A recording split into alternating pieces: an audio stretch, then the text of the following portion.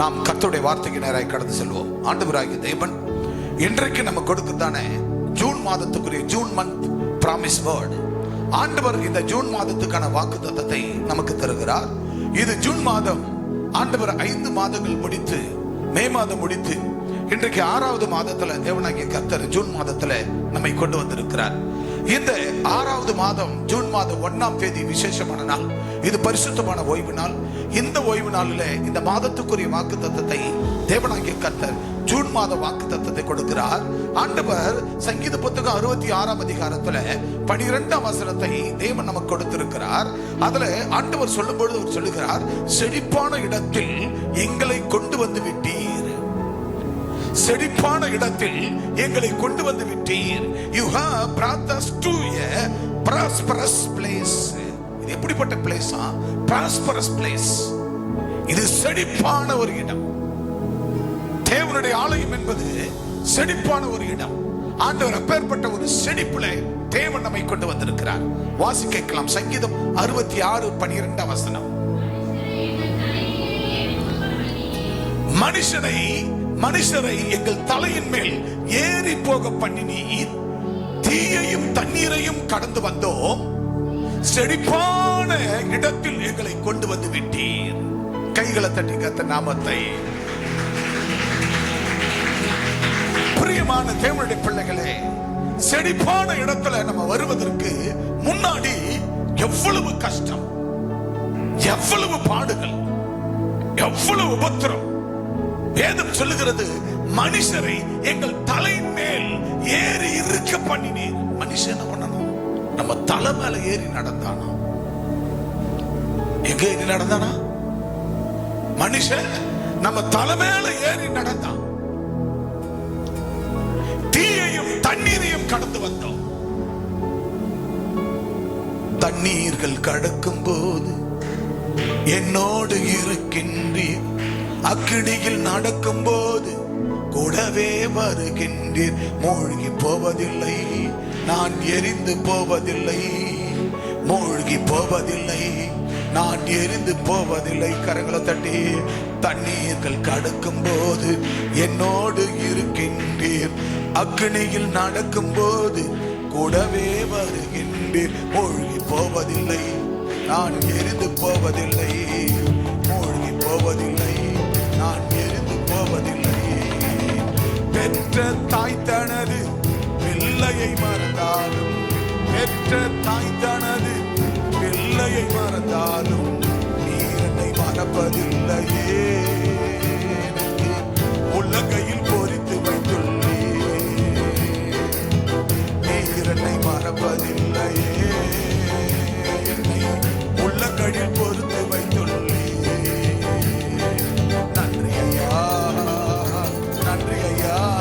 சொல்லுங்க, நன்றி ஐயா, நன்றி ஐயா. தண்ணீர்கள் கடக்கும் போது என்னோடு இருக்கின்றேன். அக்கினியில் நடக்கும் போது கூடவே வருகின்றேன். மூழ்கி போவதில்லை, நான் எரிந்து போவதில்லை. மூழ்கி போவதில்லை, நான் எரிந்து போவதில்லை. பாலைவன வாழ்க்கையிலே பாதைகள் காண செய்தீர். பாலைவன வாழ்க்கையிலே பாதைகள் காண செய்தீர். ஆறுகள் ஓட செய்தீரே. என்னை மறுபடி பிறக்க செய்தீரே. ஆறுகள் ஓட செய்தீரே. என்னை மறுபடி பிறக்க செய்தீரே. நன்றி ஐயா, நன்றி ஐயா. சொல்லுவோம், நன்றி ஐயா, நன்றி ஐயா. தண்ணீர்கள் கடக்கும் போதும் என்னோடு இருக்கின்றீர்.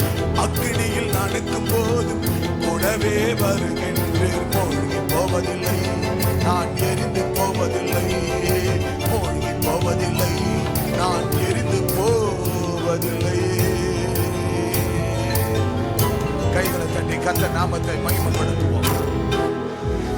பிரியமான தேவனுடைய பிள்ளைகளே, நமது செழிப்பான இடத்துக்கு ஆண்டவர் நம்மை கொண்டு வந்து விட, அதற்கு முன்பாக நம்ம பட்ட பாடுகள், நம்மை முன்ன விட்டு பின்னாடி எள்ளி நகையாடி ஏளனமாய் பேசி கேவலமாய் பேசி, இகத்தாளமாய் பேசி, நம்மை தூஷண வார்த்தைகளால் ஏசி பேசி, நமக்கு விரோதமாய் எத்தனை எத்தனை எத்தனை மகா கொடுமையான வார்த்தைகளினால் நம்மளை எவ்வளவு கேவலமா அசிங்கமா பேசினார்கள். அப்படிப்பட்ட மக்கள் மத்தியிலே மனுஷரை எங்கள் தலைமேல் ஏறி போக பண்ணினீர். தீயையும் தண்ணீரையும் கடந்து வந்தோம். நாம் கடந்து வந்தது வெறுமையானதல்ல. எத்தனை எத்தனை தீ, எத்தனை எத்தனை அக்னி. எவ்வளவு அக்னி அப்படின்னா என்ன அர்த்தம்? எவ்வளவு சூனிய மந்திரம், மாய்மாலம், கட்டுக்கள் எவ்வளவு செய்து, ஆண்பா பொன்பா செய்து, ஓடுகிற நதியில தண்ணீர்ல கரைத்து என்னை என் குடும்பத்தாரை அழிக்க நினைத்த, செய்த, அழிக்க முன்வந்த எத்தனை எத்தனை எத்தனை மனுஷன் எங்கள் தலைமையில ஏறி போனான். எத்தனை பேர் எங்களை தலைமையில ஏறி போனார்கள். இன்றைக்கு தலை நிமிர செய்தவர், அக்னியை கடந்து வர செய்தவர், தண்ணீரை கடந்து வர செய்தவர், செழிப்பான இடத்துல, செழிப்பான இடத்தில் என்னை என் குடும்பத்தை கொண்டு வந்து கல்வாரி கம்யூனிட்டி பேராலயத்தில் செழிப்பான என் சபையில கர்த்தரனை வடித்து செழிப்பாய் என்னை ஆசீர்வதித்து நடத்துகிறார். அதைத்தான் ஏசாயா 43ஆம் அதிகாரம் 2 சொல்லுகிறது. வாசிக்க, தண்ணீர்களை கடக்கும் போதும் நான் உன்னோடு கூட இருப்பேன், நீ ஆறுகளை கடக்கும் போதும் அவைகள் உன்மேல் புரளுவதில்லை, நீ அக்னியில நடக்கும் போது வேகாதிருப்பாய். எந்த சூனியமோ மந்திரமோ உன்னை வேகாது, நீ வேக மாட்டாய். உன்னை சுட முடியாது, உன்னை சுட்டி எரிக்க முடியாது. அக்னியில நீ நடந்தாலும் நீ வேகாதிருப்பாய். அக்னி சோலை உன் பேரில் பற்றாது. கரங்களை தட்டி கர்த்தர் நாமத்தை. அன்பு தேவ பிள்ளையே, ஆறுகளை கடந்தாலும் அது உன்மேல் புரளாது. நீ அக்னியில நடந்தாலும் அது உன்னை சேதப்படுத்தாது. கர்த்தராகிய தேவன் உன்னை செழிப்பான இடத்துல கொண்டு வந்து விட்டார். அந்த தெய்வத்துக்கு நன்றி உள்ளவர்களா நாம் இருக்க வேண்டாம். அதைத்தான் எசேக்கியா புத்தகம், எசேக்கியேல் புத்தகம் 28ஆம் அதிகாரம் 13ல ஆண்டவர் அந்த செழிப்பான இடத்தில் எங்களை கொண்டு வந்து விட்டீர் என்று ஆண்டவராகிய தேவன் எவ்வளவு அழகாக சொல்லுகிறார். எனவே எசேக்கியேல் 28:13 வாசிக்கலாம்.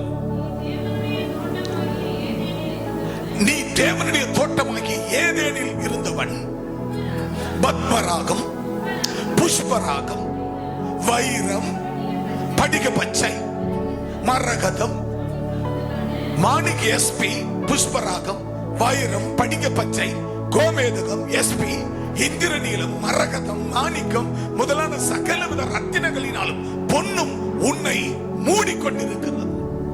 நீ சிருஷ்டிக்கப்பட்ட நாளில் உன் மேல மாத்திகளோடு உன் நாதசுரங்களோடு உன்னிடத்தில் ஆயத்தப்பட்டிருந்தது. அன்பான தேவ பிள்ளையே, ஆண்டவர் ஏதேனில் உன்னை படைத்தார். ஏதானாக கர்த்தர் கல்வாரி கம்யூனிட்டி பேராலயத்தை உனக்கு வைத்திருக்கிறார். இன்றைக்கு உனக்கு கொடுக்கப்பட்ட சபை இது வெறுமையானதல்ல. ஓரபா கலாவா சந்தாராவா, இது தேவன் அருள் செய்கிற இடம், தேவன் ஆளுகை செய்கிற ஒரு இடம். தேவன் கல்வாரி திருச்சபையிலே ஆண்டவர் உன்னை கொண்டு வந்து எப்படி வைத்திருக்கிறார்? அவர் பத்மராகம், புஷ்பராகம், வைரம், படிக பச்சை, கோமேதகம், எஸ்பி, இந்திரநீலம், மரகத, மாணிக்கம் முதலான சகலவித ரத்தினங்களிலும் பொன்னாலும் கர்த்தர் உன்னை மூடி வைத்திருக்கிறார். எவ்வளவு ஆசீர்வாதம்! ஆண்டவர் எப்பேற்பட்ட ஆசீர்வாதத்தினால் ஆண்டவர் உங்களை மூடி வைத்திருக்கிறார். அன்பானவர்களே, உங்களை மூடி வைத்திருக்கிறார். எவ்வளவு அழகான ஆசீர்வாதம்! எவ்வளவு பிரகாசமான ஒரு வாழ்க்கை! எவ்வளவு பிரகாசமா உங்களை வாழ வைத்துக் கொண்டிருக்கிறார். அப்பேற்பட்ட பிரகாசமுள்ள ஒரு வாழ்க்கை. ஒருவேளை நம்ம கிட்ட மாம்சத்துல பொருள் இருக்குமானால், நம்ம கிட்ட தங்கம் இருக்கும், வெள்ளி இருக்கும், மிஞ்சி போனா வயர் இருக்கும், அதுக்கு மேல வேற என்ன இருக்கும். ஆனா அப்பா சொல்றாரு, உனக்கு பொருள், தங்கம், வைரம், வெள்ளி, இது பொருளாதான் நீ உங்ககிட்ட இருக்கும். ஆனா கர்த்தர் அப்பேற்பட்ட குணாதிசயத்தோடு ஆண்டவர் உன்னை பத்மராக, புஷ்பராக, வைரம், படிகி பச்சை, கோமேதக, எஸ்பி, இந்திர, நீல, மரகத, மாணிக்க முதலான சகல ரத்தின பொன்னால உன்னை ஆசீர்வதிச்சிருக்கிறார். இதெல்லாம் பொருளை உன் கையில இல்லாத இருக்கலாம். ஆனா கர்த்தர் உனக்கு அவ்வளவு பெரிய ஆண்டவர் ஆசீர்வாதங்களை உன் தலைமையில வர்ஷிக்க பண்ணி இருக்கிறார். ஹல்லேலூயா, ஹல்லேலூயா, ஹல்லேலூயா. ரேச்சல், அங்க இருக்கிற அத்தனை பேர் உள்ள கூப்பிடு. ஹல்லேலூயா. அன்பான தேவ பிள்ளையே, ஒரு விசை கூட தகப்பனே, ஆண்டவராகிய தேவன் நமக்கு கொடுக்கப்பட்ட ஆசீர்வாதங்கள் இவ்வளவு அழகாக, இவ்வளவு ஆண்டவர் நமக்கு பிரகாசமான ஒரு வாழ்க்கை கொடுத்திருக்கிறார். நம்ம கையில் இந்திரனில் இல்லாத இருக்கலாம் பொருளா, ஒருவேளை மாணிக்க நம்ம கையில் இல்லாத இருக்கலாம், ஒருவேளை ரத்தினம் நம்ம கிட்ட இல்லாத இருக்கலாம். ஆனா கர்த்தர் இது பொருளா இல்லாத இருக்கலாம். ஆனா உன்னை கர்த்தர் சொல்லப்பட்ட அத்தனை ஆசீர்வாதங்களோடு கர்த்தர் உன்னை பிரகாசமா வாழ வைத்திருக்கிறார். பிரகாசமா வாழ வைத்திருக்கிறார். ஆதியாகமம் 2ஆம் அதிகாரம் 8ஆம் வசனத்தை வாசிக்க கேட்கலாம். தேவனாகிய கர்த்தர் கிழக்கே ஏதேன் தோட்டத்தை உண்டாக்கி தாம் உருவாக்கின மனுஷனை அதிலே வைத்தார். கைகளை தட்டி கர்த்தர் நாமத்தை மகிமைப்படுத்துவோம். அன்பான தேவ பிள்ளையே, இன்னைக்கு பூமியில ஆண்டவராகிய தேவன் கிழக்கு கடற்கரை சாலையிலே ஆண்டவர் கல்வாரி கம்யூனிட்டி பேராலயத்தை வைத்திருக்கிறார். ஆண்டவராகிய தேவன் கிழக்கிலே ஏதேன் தோட்டத்தை உண்டாக்கி, அந்த ஏதேன் தோட்டத்தை உண்டாக்கி தாம் உருவாக்கின மனுஷனை அதில் வைத்தார். இன்னைக்கு நீங்க எங்க ஒன்னாலும் உண்டாகி இருக்கலாம், உருவாகி இருக்கலாம், எந்த ஊரா இருக்கலாம், எந்த பட்டணமா இருக்கலாம், எந்த நாடா இருக்கலாம்.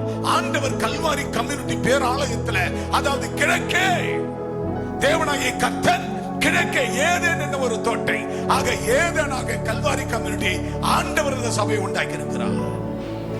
கிழக்கே ஏதேன் தோட்டத்தை உண்டாக்கி தாம் உருவாக்கின மனிதர்களை கொண்டு வந்து ஆண்டவர் அதில் வைத்திருக்கிறார். அல்லேலூயா, அல்லேலூயா. எத்தனை பேருக்கு உங்களுக்கு புரியுது? இந்த ஏரியாவுக்கு இந்த பக்கத்துக்கு பேர் என்ன தெரியுமா? கிழக்கு கடற்கரை சாலை. இது என்ன சாலை? கிழக்கு கடற்கரை சாலை. வேதம் சொல்லுகிறது, ஆதியாகமம் 2ஆம் அதிகாரம் 8ஆம் வசனம் என்ன சொல்லுகிறது? தேவனாகிய கர்த்தர் கிழக்கே ஏதேன் தோட்டம் எங்க உண்டாக்கி இருக்கிறாரா? கிழக்கே ஏதேன் தோட்டமாகிய கல்வாரி கம்யூனிட்டி சபையை உண்டாக்கி ஆண்டவர் இந்த கிழக்கே ஏதேன் தோட்டத்தை உண்டாக்கி இந்த தோட்டத்துல தாம் அவர் உருவாக்கின மனுஷனை இதிலே வைத்தார். அல்லேலூயா. எவ்வளவு அவருடைய கமிட்மெண்ட், எவ்வளவு அவருடைய கமிட்மெண்ட் ஆண்டவர் நமக்கு விளக்கமாய் அறிவிக்கிறார். அவருடைய ஆசீர்வாதத்தின் கமிட்மெண்ட், அவருடைய பிளஸிங்ஸ் கமிட்மெண்ட் எவ்வளவு அருமையா வைக்கிறார் பாருங்க. இயேசுவின் நாமத்தினால ஆண்டவராகிய தேவன் அவர் உண்டாக்கின கிழக்கே ஏதேன் தோட்டத்தை உண்டாக்கி அதுல தாம் உருவாக்கின மனுஷனை ஆண்டவர் வைத்திருக்கிறார். அன்பு சகோதரனை, அவங்க அம்மாவும் அண்ணியும் வந்து 2 பக்கம் உட்கார்ந்து கொண்டு அவங்க கேட்டிருக்காங்க, நீ அந்த சபைக்கு போக கூடாது, நீ அந்த சபைக்கு போக கூடாது, நீ அந்த சபைக்கு போக கூடாது அப்படின்னு கேட்கிறாங்க. அவர் நான் போனா அங்கதான் போவேன் சபைக்கு, இல்லைன்னா நான் செத்து போவேன் அப்படி என்று கடலை நோக்கி ஓடுகிறார். கடப்பாக்கம் கடலை நோக்கி ஓடி கடற்கரையில போய் கரங்களை விரித்து ஜெபித்து கொண்டிருக்கிறார். அங்க ஒரு சிலர் வந்து பார்க்கிறார்கள், யாரு இது இந்த பையன், வாலிப பையன், இன்னைக்கு ஒரு 3 மணி சாயங்காலம் 3 மணி நேரத்துல கடற்கரையில வந்து கையை தூக்கிக்கிட்டு ஏசப்பா ஏசப்பான்னு கதறி அழுது புலம்பி ஜெபிக்கிறானே, யார் இவனை வந்து பார்த்து எல்லாம் பின்னிட்டு போகிறார்கள். நான் செத்தால சாவேன்.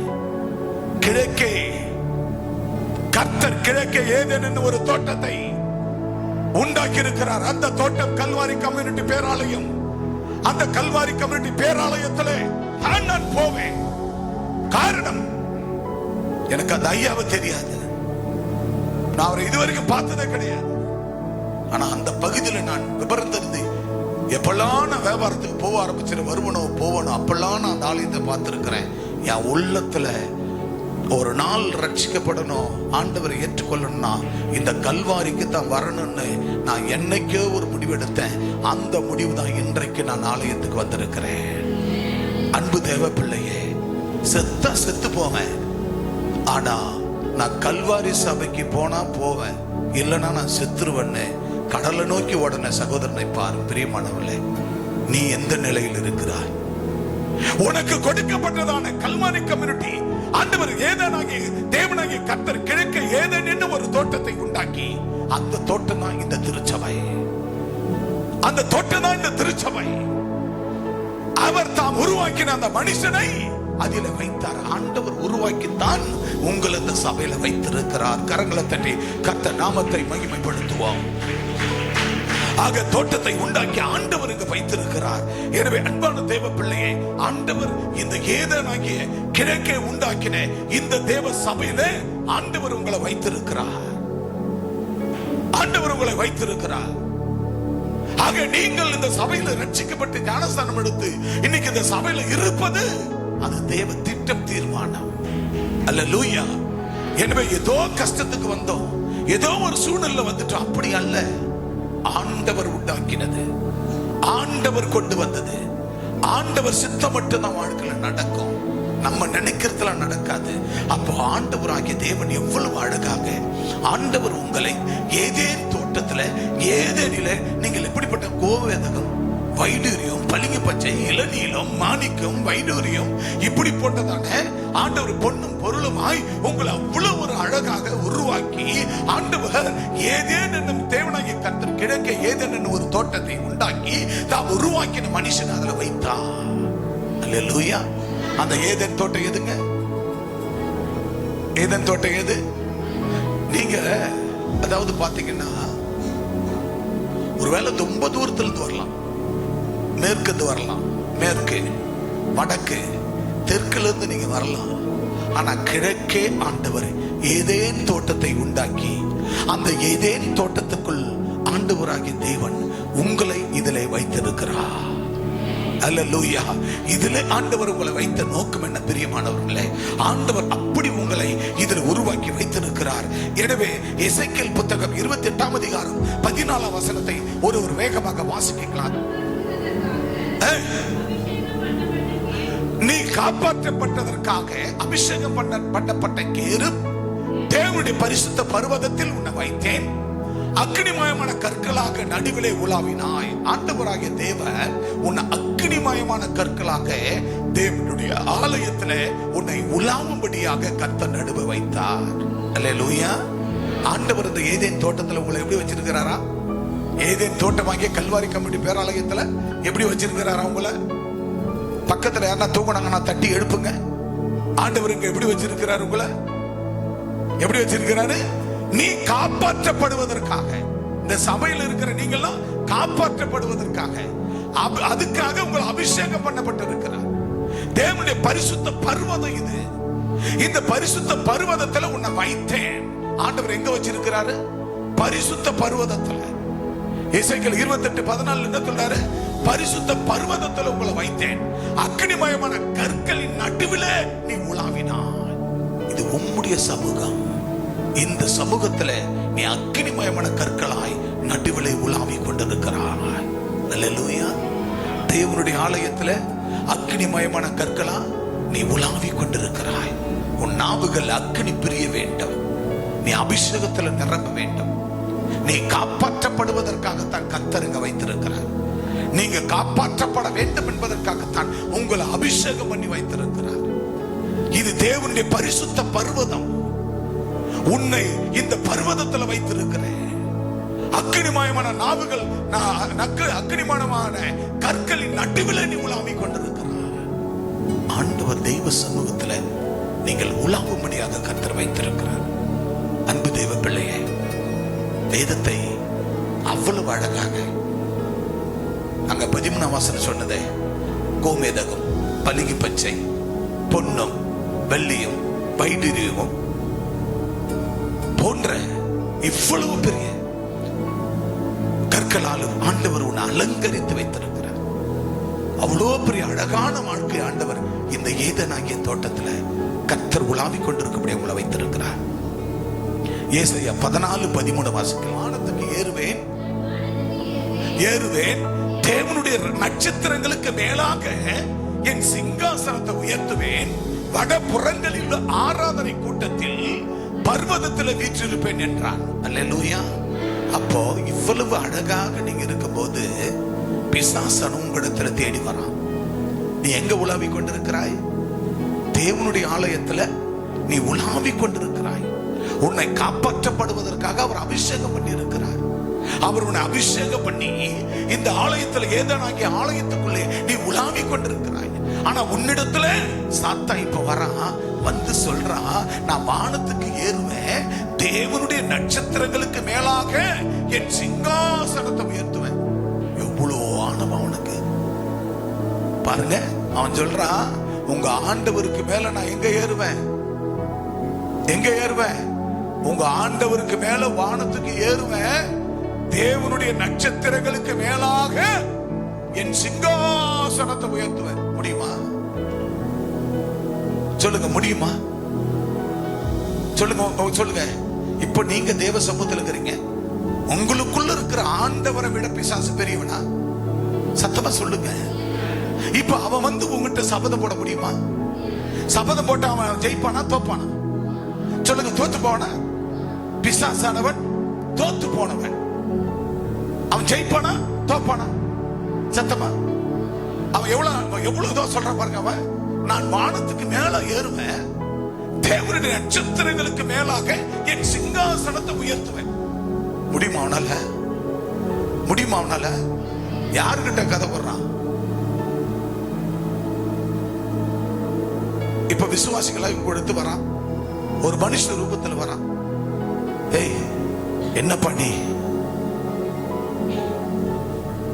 என்னால வானத்துக்கு நான் வணங்குறேன், பேய்கள் அல்ல பிசாசுகள் அல்ல, உங்க ஆண்டவரை விட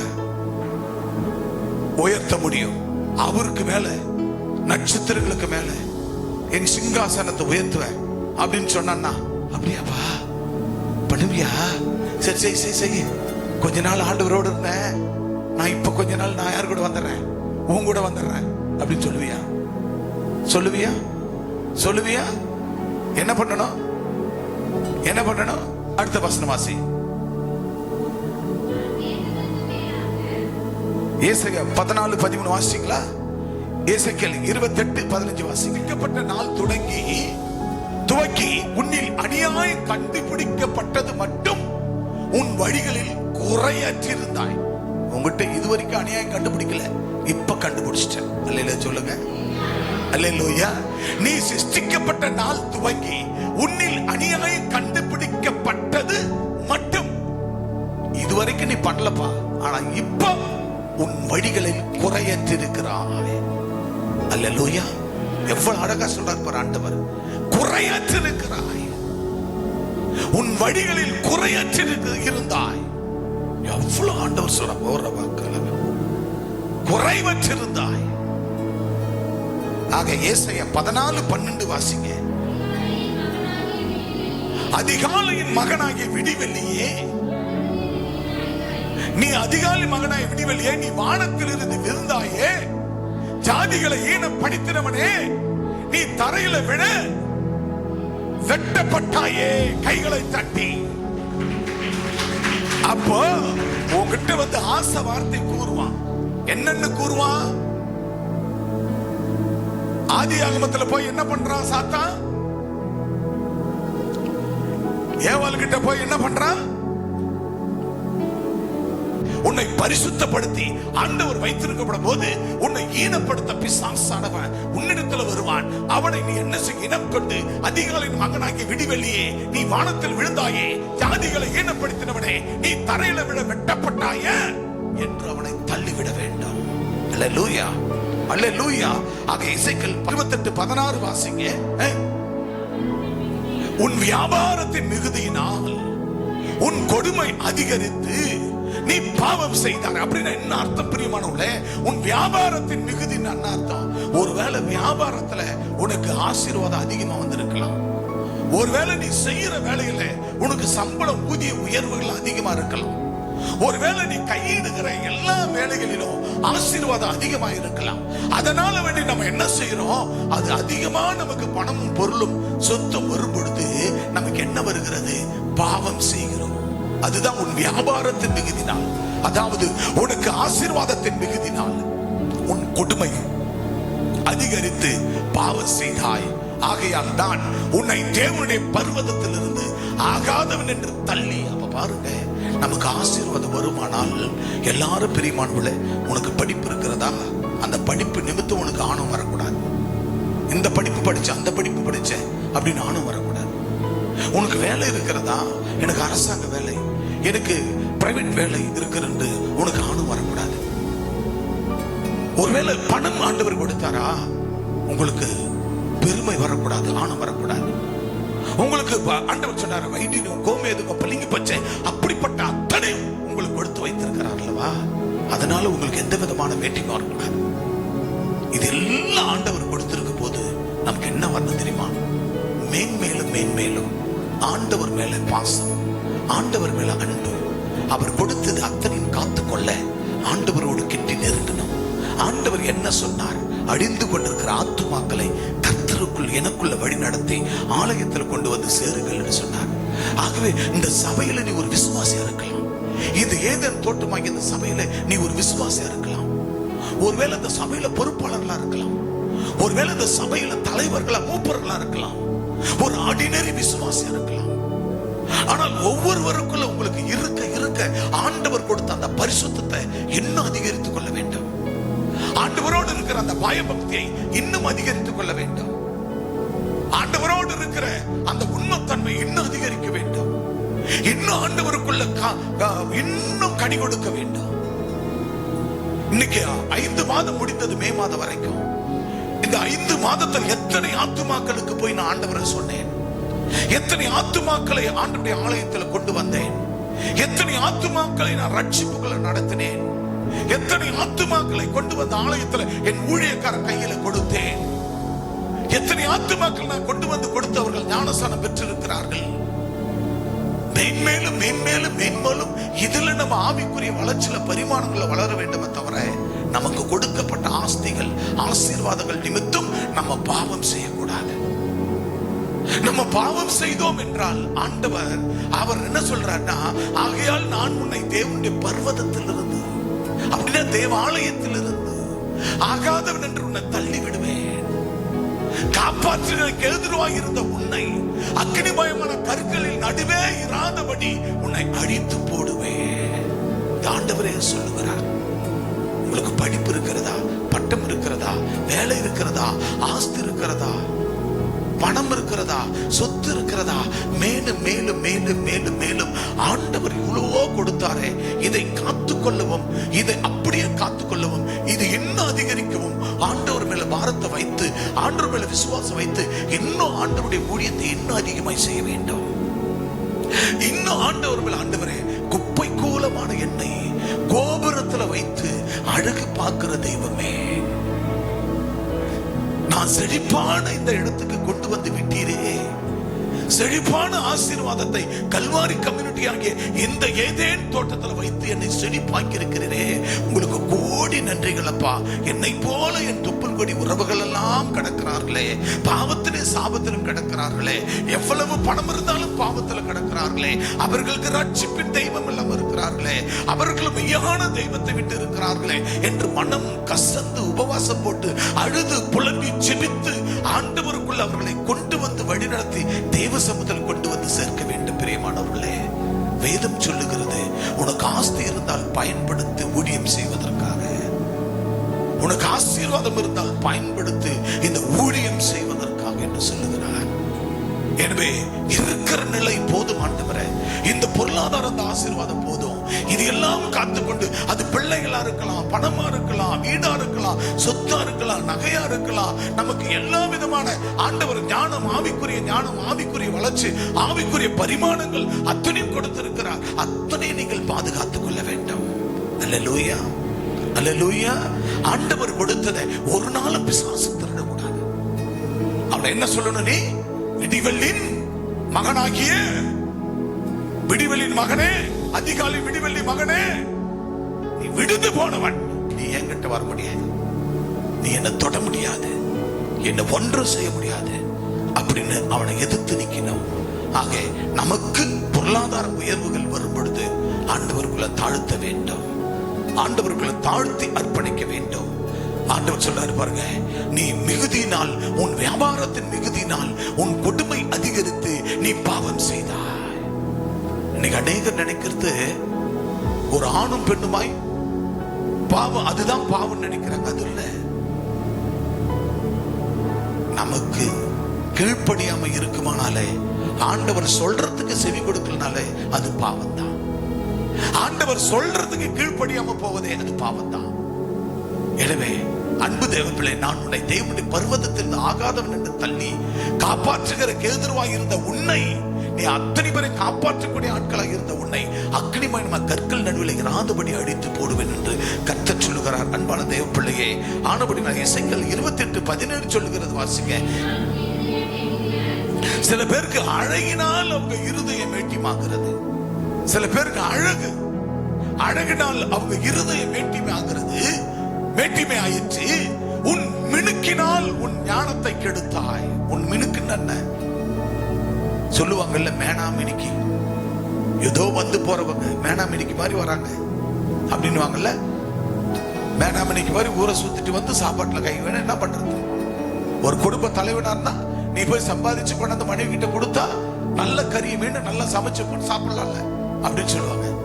ஒரு குடும்ப தலைவியா இருந்தா ஏதோ வேணாமணிக்க போய் சுத்திட்டு வர்றதில்லை, 10 ரூபாய் வருமானம் இருக்கு. பிள்ளைகள் ஒரு வேணாமணிக்க போய் வருவதில்லை. அதுதான் சொல்றாங்க, உன் அழகினால் உன் இருதயம் மேட்டியமாயிற்று. அழகு இருந்துட்டா நான் தான். சில பேருக்குலாம் நான் சொல்றதுதான், சில பேர்லாம் நான் தான் உயர முடியும், நான் தான் பணம் பொருள் வச்சுக்கிறேன் அப்படின்னு நினைப்பாங்க. மேட்டிமை ஆயிற்று.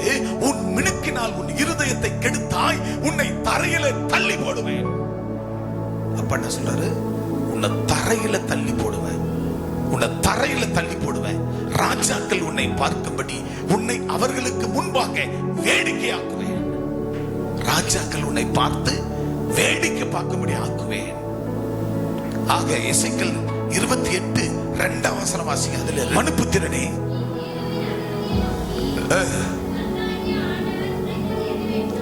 ஆண்டவர் உரிக்க வேண்டியது என்னவென்றால், உன் இருதய மேட்டிமை கொண்டு நான் தேவன், நான் சமுத்திரத்தின் நடுவிலே தேவா தேவா சனத்தில் வீற்றிருக்கிறேன் என்று நீ சொல்லி உன் இருதயத்தை தேவனின் இருதயத்தில் போல ஆக்கினாலும் நீ மனுஷனே அல்லாமல் தேவன் அல்ல. கைகளை தட்டி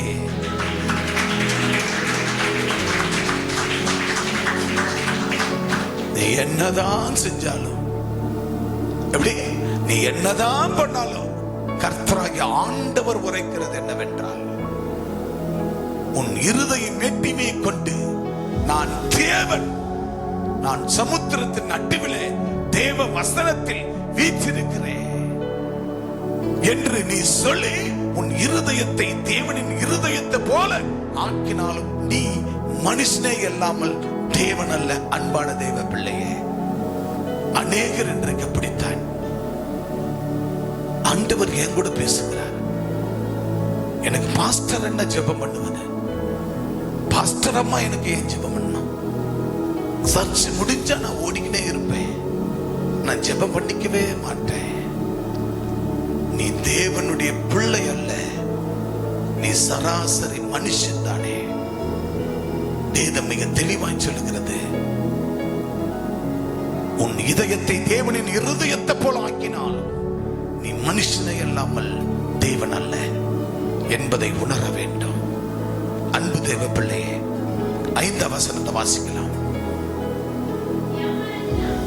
உன் வியாபாரத்தினாலும் உன் மகா ஞானத்தினாலும் உன் பொருளை பெருக பண்ணினால் உன் இருதயம் உன் செல்வத்தினால் மேன்மையாயிற்று. அன்பு தேவ பிள்ளையே, உன் இருதயம் உன் செல்வத்தினால் மேன்மைப்படவே கூடாது. அல்லேலூயா. எவ்வளவு வந்தாலும் எல்லா துதியும் கனமும் மகிமையும் உமக்கு ஒருவருக்கே. நான் வாழ்வது உம்மால, நான் ஒரு நாள் பரலோகம் வருவது உம்மால. ஆண்டவரே, உம்மையன்றி இந்த உலகத்துல எனக்கு வேறு யாரும் இல்லை. ஆண்டவரே, எசேக்கியேல் 28:18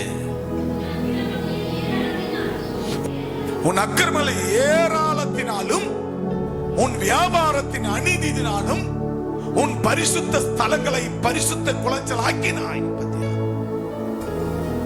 அப்படின்னு என்ன அர்த்தம்? உங்க அக்கிரமம், உங்க வியாபாரம், உங்க அநீதி, இதனால நீ உன் பரிசுத்த ஸ்தலத்தை பரிசுத்த குலைச்சல் ஆக்கினாய். அப்படின்னு என்ன அர்த்தம்? ஆண்டவருடைய ஓய்வு நாளை விட்டு விடுவது. யாத்திராகமம் 35 அதிகாரம் 2 வசனம் சொல்லுகிறது,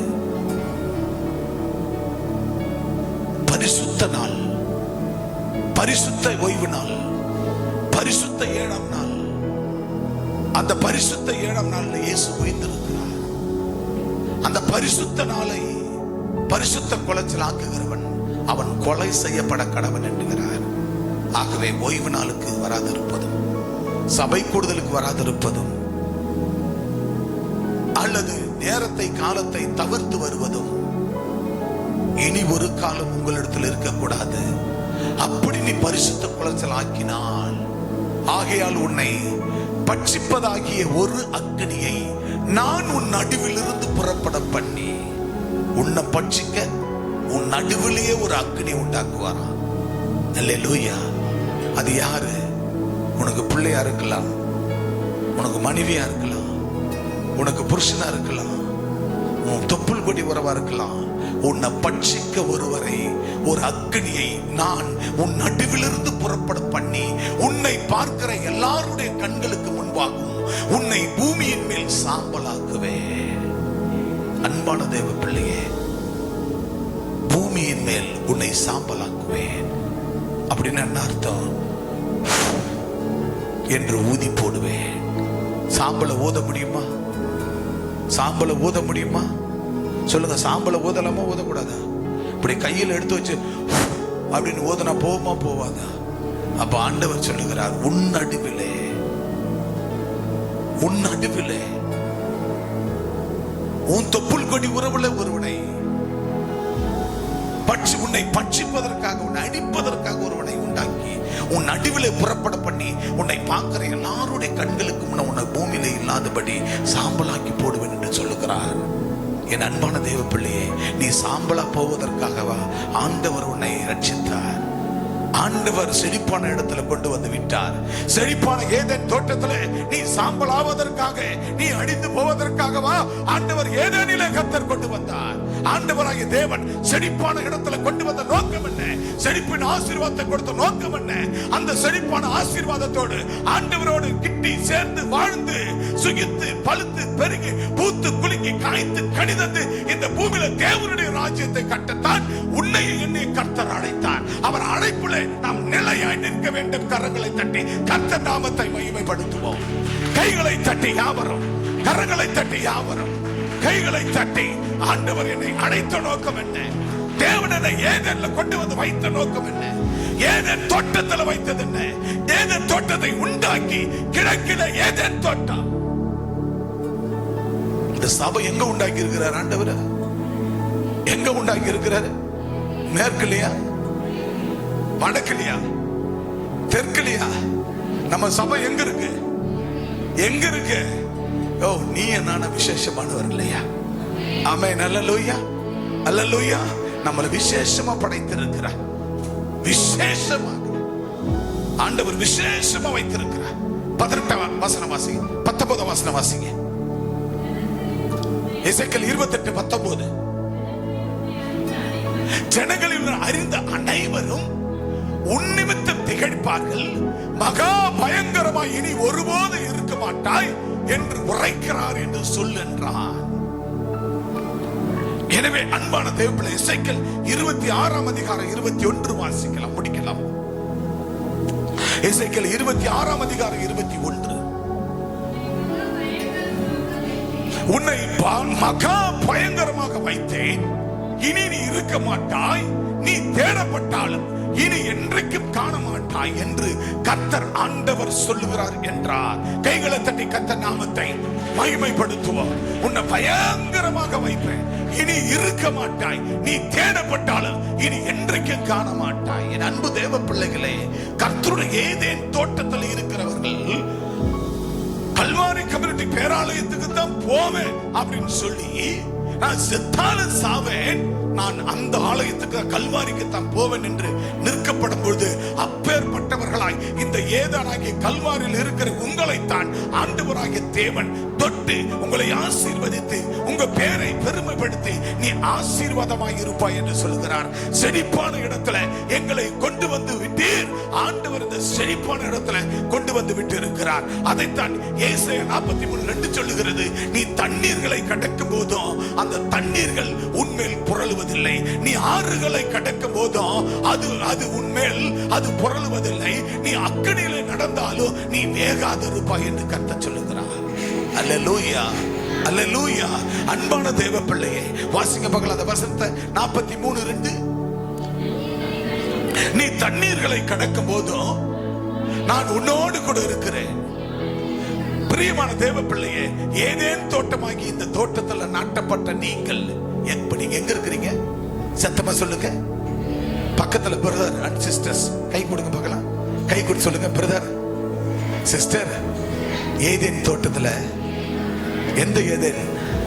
கல்வாரி ஏதேன் தோட்டத்துல உன்னை நாட்டப்பட்டு இருக்கிற இந்த தோட்டத்துல உன்னை செழிப்பான தோட்டத்துல உன்னை வைத்து ஆண்டவர் அழகு பார்க்கிறார். வைடூரியமாக, கோமேதகமாக, பளிங்கு பச்சையாக, இளநீளமாக, இந்திரநீளமாக, மாணிக்கமாக, மதுரமாக, புஷ்பராகவும் எஸ்பியாகவோ ஆண்டவர் உன்னை வைத்திருக்கிறார். இந்த அழகான தோட்டத்துல அழகான மேனியோடு அழகான ஆசீர்வாதங்களோடு அப்பா வைத்திருக்கிறார். அப்படிப்பட்ட உன்னை தண்ணீர்கள் கடந்து வந்தாலும் அது உன்மேல் புரளுவதில்லை. அக்னியில நீ நடந்தாலும் அது உன்னை சேதப்படுத்த மாட்டாது. கைகளை தட்டி உன்னை சேதப்படுத்த மாட்டாது. எனவே செழிப்பான இடத்துல என் அப்பா என்னை கொண்டு வந்து விட்டிருக்கிறார். அந்த செழிப்பான தோட்டத்தில் இருக்கிற நான் அவருடைய செழிப்பை மட்டுமே காண்பேன். இந்த செழிப்பை காண எனக்கு தேவையானது இரவும் பகலும் 24 மணி நேரமும் எப்பொழுதும் வேதத்தை வாசிப்பேன், எப்பொழுதும் ஜெபம் பண்ணுவேன், எப்பொழுதும் ஜெபத்தோடு இருப்பேன். இரவு வேளையில ஜெபத்தோடு இருப்பேன். பகல் அதிகால வேளையில பைபிள் ஸ்டடி, பைபிளை படிப்பேன். பைபிளை படித்து இன்னும் கற்றுக்கொள்வேன். இன்னும் நான் ஆண்டவரோடு கிட்டி சேருவேன். ஏனென்றால் கர்த்தர் என்னை செழிப்பான ஆலயத்துல, செழிப்பான ஏதேன்ல, செழிப்பான ஏதேன் தோட்டமாகிய கல்வாரி தோட்டத்துல கர்த்தர் என்னை நட்டிருக்கிறார், என்னை பூக்க வைத்திருக்கிறார்.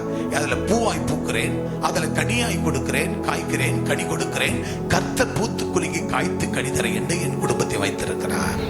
அது கர்த்தர் அங்க ஆதியாகமம் 2:8 சொல்லும் பொழுது, ஏதேன் என்னும் தோட்டத்தை கிழக்கிலே உண்டாக்கி அதிலே மனுஷனை வைத்தார். ஆண்டவராகிய தேவன் மனுஷனை, உங்களையும் என்னையும் இந்த ஏதேன்ல கர்த்தர் வைத்திருக்கிறார். இந்த ஏதேன்ல வைத்தது எவ்வளவு ஆசீர்வாதம் தெரியுமா அன்பானவர்களே? நானும் அதை அனுபவிக்கிறேன்.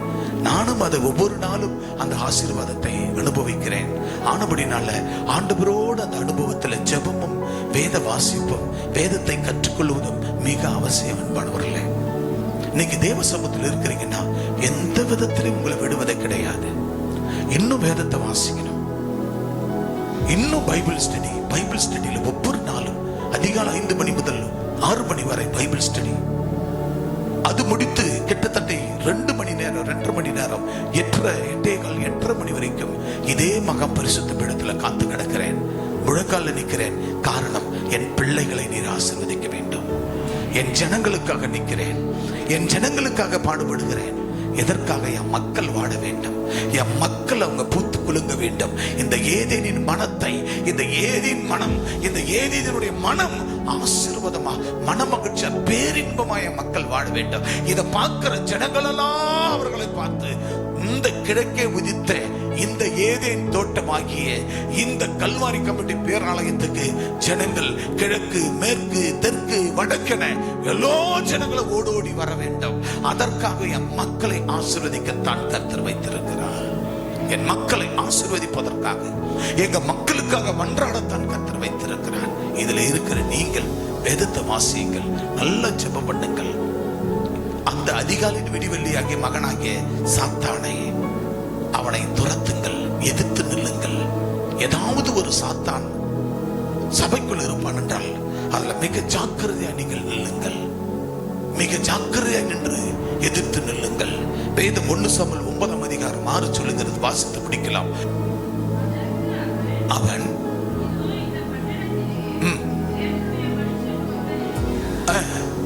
அவர் பெரியவர், அவர் சொல்லுகிறதெல்லாம் தப்பாமல் நடக்கும், அங்கே போவோம் வாருங்கள். ஒருவேளை அவர் நாம் போக வேண்டிய நம்முடைய வழியை நமக்கு தெரிவிப்பார் என்றான். கைகளை தட்டி கர்த்தர் நாமத்தை.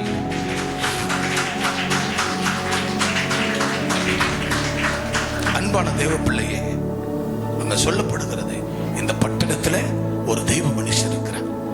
அது யாரு? இந்த பட்டணத்துல ஒரு தெய்வ மனுஷன் யாரு? சொல்லுங்க பார்க்கலாம். யாரு? யாரு? ஏசப்பான்னு சொல்ல மாட்டீங்க. ஏசப்பாவை போதுங்கிற ஆராதனை வந்தவங்க என்ன பண்ணிட்டாங்க தெரியுமா? ஏசப்பா அப்படின்னாங்க. ஏசப்பா தெய்வம், அவருடைய தேவ மனுஷன். இந்த பட்டணத்துல, இந்த கிராமத்துல, இதோ இந்த பட்டணத்தை தேவனுடைய மனுஷன் ஒருவர் இருக்கிறார். அவர் பெரியவர். அவர் எப்படிப்பட்டவர்? அவர் பெரியவர். அவர் சொல்லுகிறதெல்லாம் தப்பாமல் நடக்கும். ஆண்டவர்கிட்ட கேட்பேன், ஆண்டவரே நான் சொல்றதெல்லாம் நடக்குதுன்னு எனக்கு பெருமையே வராது. ஆண்டவரே என் மூலமா சொல்ற வார்த்தை ஒரு எழுத்து கூட பிழை வரக்கூடாது, ஒரு வார்த்தை கூட பிழை வரக்கூடாது. என் மக்களுக்கு நான் சொல்ற அந்த வார்த்தை தப்பாம நடக்கணும். அப்படிதான் நான் சொல்லிட்ட போதும்.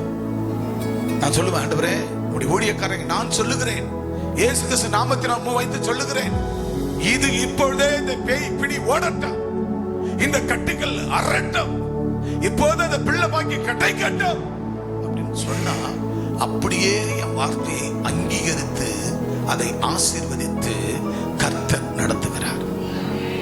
நான் இதை கண்கூடா ஒவ்வொரு நாளும் பார்க்கிறேன், ஒவ்வொரு நிமிஷமும் பார்க்கிறேன். எவ்வளவு பெரிய கட்டுள்ள பேய்கள், எவ்வளவு கட்டுள்ள ஜனங்கள் சொல்ல முடியாத அளவுல வருகிறார்கள். நான் செத்தால எங்க அப்பா இயேசுக்குள் தான் சாவேன். ஆனா துயரம், துன்பம், துக்கம், கஷ்டம், பாடு, கட்டு, பேயி, பிசாசு, நோய், சூனியம், மந்திரன் வந்தா அவனை சுட்டு சாம்பலாக்காத நான் ஒரு நொடி அமைதியா இருக்க மாட்டேன். ஏன் தெரியுமா? எங்க அப்பா பேர் விளங்க வேண்டும், என் இயேசு கிறிஸ்து நாம விளங்க வேண்டும். என் மூலம் வருகிற மக்களுக்கு எல்லாம் விடுதலை வாங்கி கொடுத்து அந்த மக்களை வாழ வைக்க வேண்டும் இயேசுவின் நாமத்தினால. அதுதான் அங்க சொல்லப்படுகிறது. இந்த பட்டணத்தில் ஒரு தேவ மனுஷன் இருக்கிறார், கிழக்கே ஒரு சபை இருக்கிறது, கிழக்கே ஒரு தேவன் ஏதேன் தோட்டம் இருக்கிறது.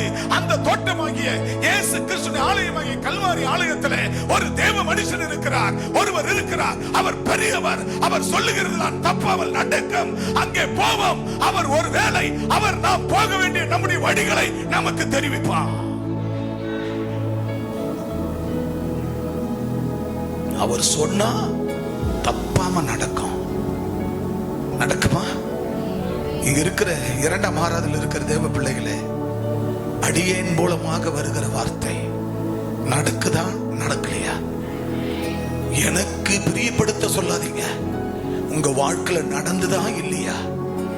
சத்தமா சொல்லுங்க, நடந்துதா இல்லையா? நடந்ததா இல்லையா?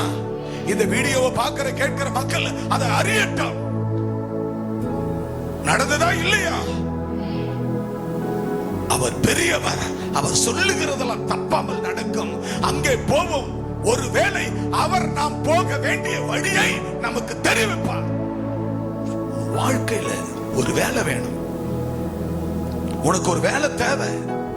நீ யாருன்னு எனக்கு தெரியாது, ஆனா அந்த வழியை அடியன் மூலம் அவனுக்கு காண்பிப்பார். ஒருவேளை ஒரு சொத்து வாங்கணும், ஒருவேளை ஒரு வீடு கட்டணும், ஒருவேளை ஒரு மணமகன் தேவை, ஒருவேளை ஒரு மணமகள் தேவை, ஒருவேளை வேலை வாய்ப்புகள் தேவை, ஒருவேளை உன் குடும்பத்துக்கு என்னென்ன தேவைகளோ அத்தனையும் அந்த தேவ மனுஷத்தை போக வாருங்கள். அவர் மூலமாய் அவர் சொல்லுவது தடைப்படாமல் அப்படியே நடக்கும். அடுத்த வசனம்.